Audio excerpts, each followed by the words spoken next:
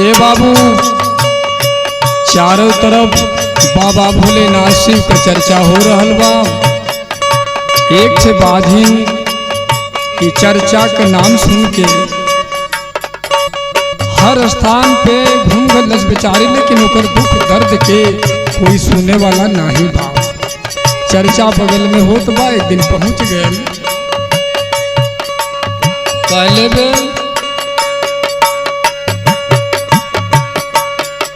अरे आइल बान तुहारी,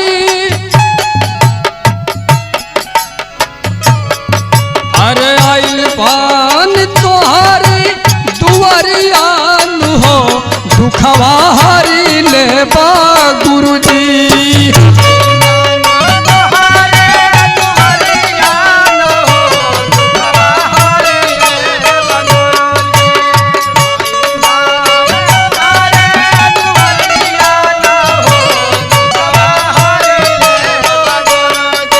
अरे आइल बान रऊरे दुआरियान हो, दुखवा हर ले गुरुजी। देई देव पाए कट्ठे ललनवान हो, गोदिया भर दे गुरुजी। देव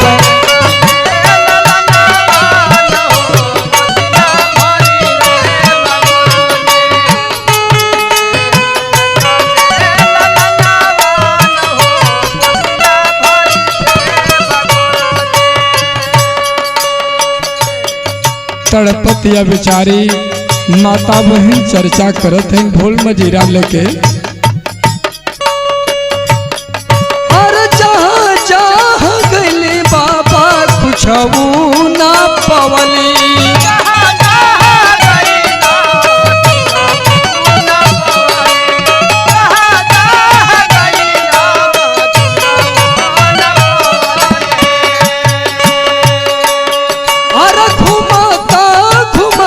गुरुजी हमर थाकी गईली।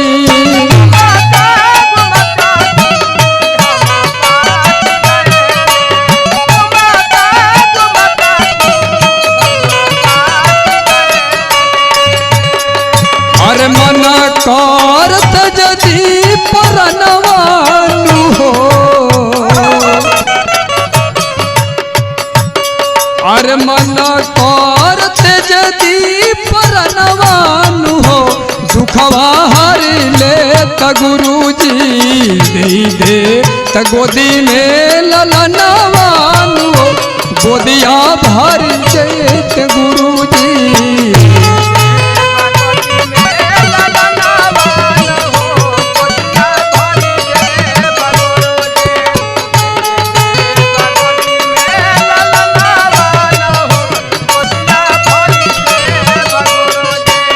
ए बाबू, बड़ा दर्द के दुख दर्द के एक बात कह ले बे। अरे गौवा गिरवा मारे हमके में हनवा,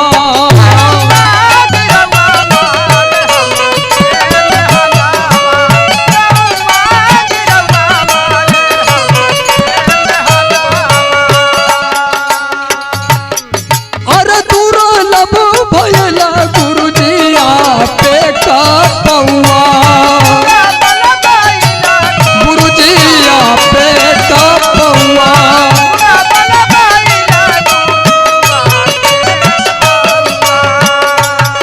अरे रौरे बीनु तरसे,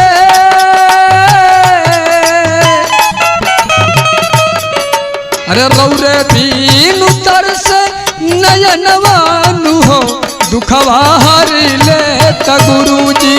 रौरे बीना तर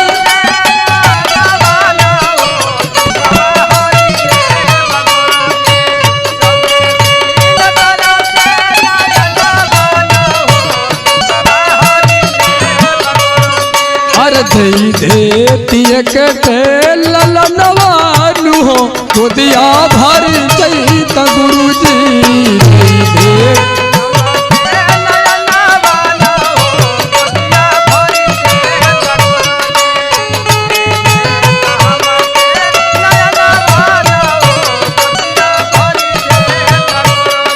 दे गुरुजी एगो और हम चर्चा आपके सुनिला का अरे भूतवा पिछा गुरुजी निकटा न आवे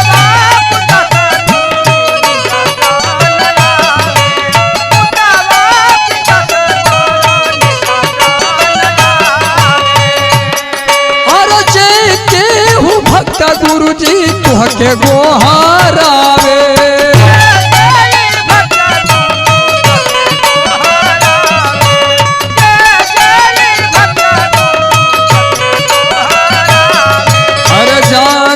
बासगरो जहनवानु हो जानत बासगरो जहनवानु हो दुखवा हरि लेता गुरुजी जानत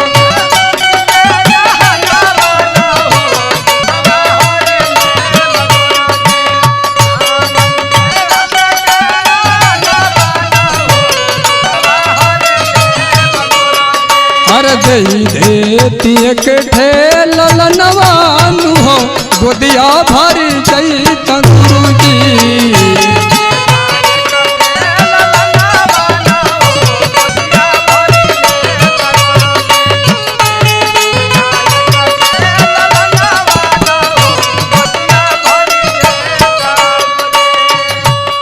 हर राम निवास छोटे बच्चन चुमे रौरो पौआ चुमे रौरो पौआ चुमे रौरो पौआ अरे थाना बबीर नौरा सुलाबाद गौआ सुलाबाद गौआ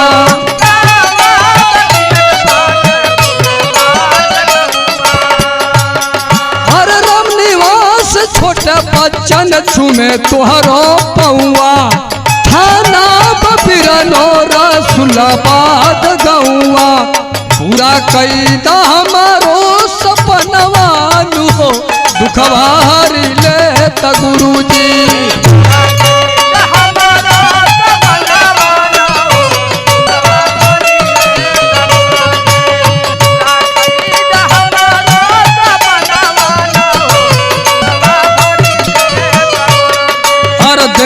देता गोदी में ललनवा न हो सुखवा मिल जैत गुरुजी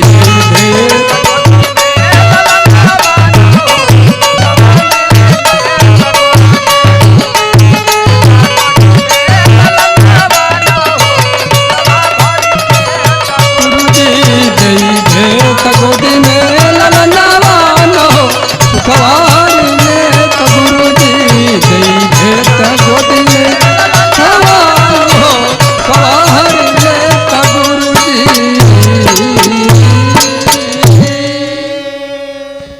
अगर आपको ये गाना पसंद आए तो आप हमारे चैनल को सब्सक्राइब एवं लाइक जरूर करें।